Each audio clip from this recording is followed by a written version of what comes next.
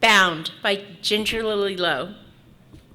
Peony, a young Asian woman in her early 20s. She's bright, curious, and determined. But this morning, she is clearly troubled. Orchid, a Asian woman in her late 30s, 40s. She's smart, fierce. She's excited, joyous, almost too much. She acts with kindness and love. She's Peony's sister or sister wife. Amaryllis, in her mid-50s, 60s, from another generation. She has seen a lot in her time. She uses booze, weed, and other substances to dull her pain. She is another sister wife. Setting, a beautiful enclosed inner courtyard, which hints of old Chinese garden. There's a moon gate, flowers, a large tree, and a stone bench with a small table. A young woman, Peony, crosses the stage. It is morning. Her skirt is long, and we cannot see her feet. She walks very slowly, deliberately, carefully with each step. She is carrying a basket full of silk wrappings. These are long, thick ribbons of silk, material loose like freshly washed and dried laundry that has been recently collected. She sits under a tree on a garden bench. She starts to pull out the long wrappings, examining and rolling them up carefully. Orchid joins Peony in the courtyard. She also walks on very slowly and deliberately with her basket of silk wrappings. Finally, she reaches the bench and takes her place next to Peony and starts her task of rolling. Morning, Peony. Good morning, Orchid. You must be so excited. I can't believe it. Finally, 6 years old. Oh, the time goes by so quickly. Too quickly. I remember when I started preparing my first daughter. Oh, the screaming and crying. I was bad too when I was her age, but nothing like my firstborn. I guess I was afraid. My mother would roll up one of these silk wrappings and stuff it into my mouth and scold me not to cry. But it was so painful. I remember thinking that I was actually going to die. Thank goodness, once the bones are broken and the feet start to heal, well, you remember, it gets easier. Orchid, I don't think I want to do it. She's still just a baby. You see her? How she loves to run and chase that stupid cat? She climbs trees, spends hours up there. She's full of joy. I think we should wait. Some girls don't start until they're 7. Don't you think we could wait just another year? What are you saying? Of course you are joking. You know, another year, her feet will grow. Even when you start the binding, they will end up being so big. And who will want a wife with big feet? She will never make a good marriage. And this is a great house. She will be coveted by so many suitors. Of course you were joking. Orchid, we have both known the pain and the course we set for our girls. How can this be right? She will never run again. She'll barely be able to walk again. Why? For beauty? For the pleasure of men? This is the way of women. This is our place.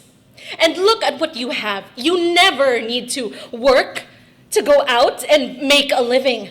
You are well taken care of here. You are honored and protected. Those low-class women, those servants, they look up to us. They want to be us. Oh, Peony, just look at their place, always in service. Do you want that? Do you want that for Lily? A good mother who loves her daughter knows that all good things come with pain. We learn to endure. This is how you show your love to Lily. This is what you teach her, that she can endure it, as you have. But it's only just a year. I know it is hard to see your child in pain, but with each bone you break, with each tightening, you are giving your daughter a better life. I've been through this 3 times now. You see my oldest, Opal, now ready for a match. She is quiet, obedient. She will be the perfect wife. Well, Pearl's only a year older than Lily. She hardly cries now, only with the tightenings. She's a good girl. Amaryllis enters. Her feet are also bound. She does not have a basket. She hobbles in carrying a cup of coffee and a vape pen. She is inebriated, even at this early hour. She doesn't care. Hey, bitches! Getting things ready for the big day. Whoa, why so serious here? God, I'm starving. Where's breakfast? Amaryllis, this young one here, she's got a bit of cold feet. Just take it one step at a time. Baby steps. Oh, your feet's too big. Don't want you 'cause your feet's too big. Can't use you 'cause your feet's too big. I really love you, but your feet's too big. Amaryllis, I don't think I should do it. I want to wait, maybe next year. Peony, remember to just give her a hit of the Mars Poppy Passion. It'll make the whole thing go easier. Heck, she's so small, it'll probably just knock her right out. Hey, where are the Sasquatchs? I'm ready for breakfast! God, why do you always have to mock them? Didn't you two hear all the sirens last night? I think there was chanting in the streets. What are you talking about? You didn't hear them? I never hear anything. I just take my medicine and I'm out like a light. You two should really try it. You'd be a lot more fun. Hey! Can we get some bacon and eggs out here? Maybe some French toast. And a mimosa, maybe. I think all the servants are out. I don't think they've come back. Last night, there were people in the streets. And that's exactly why I am so grateful for my compound. It's always peaceful, away from the front. I told you, Peony, you should have taken the one by the koi pond when you had the chance. Yours is too close to the street. Man, it sounds like when Chief Justice Thomas died. Do you remember?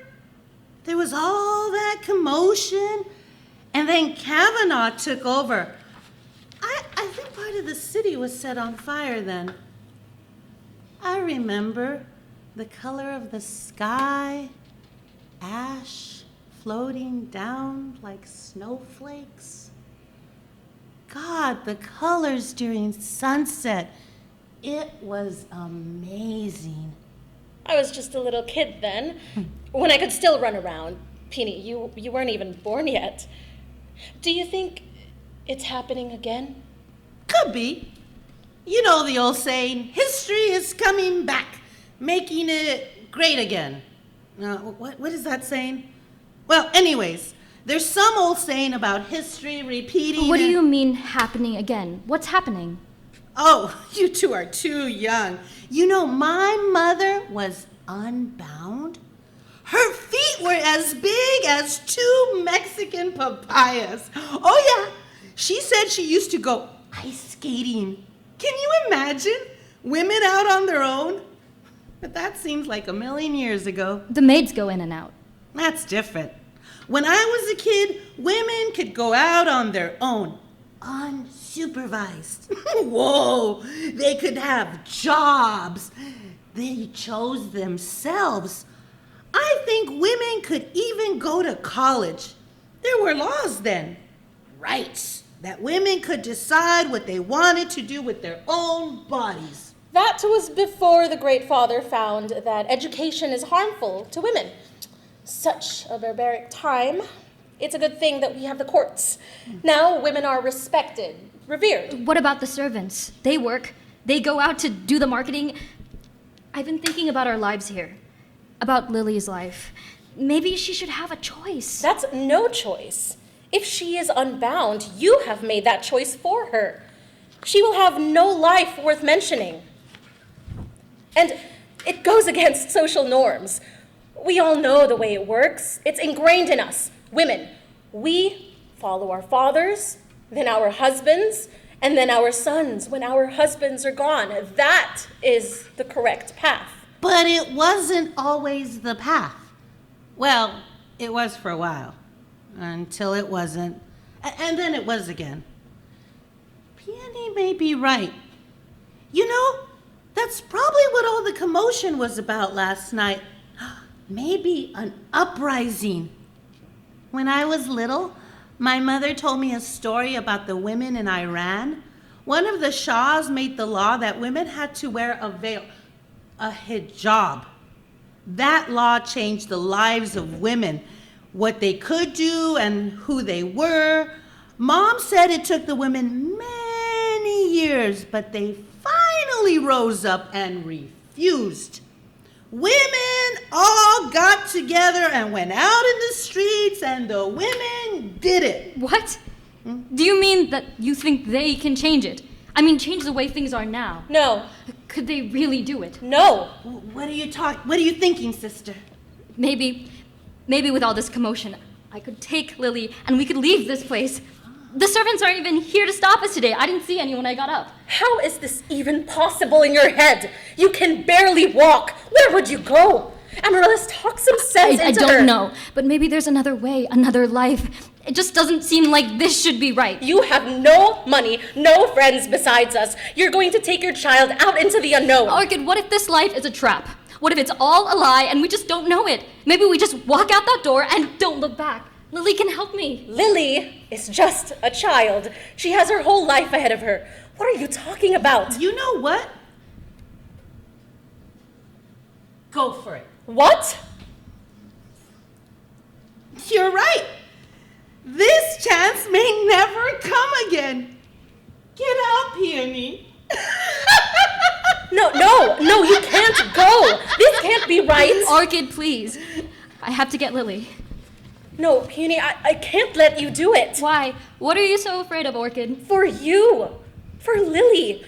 We may never see each other again. I have to. I don't want this for my daughter. I don't want this for myself. Oh, Orchid, come with me. What? No, I can't. I can't.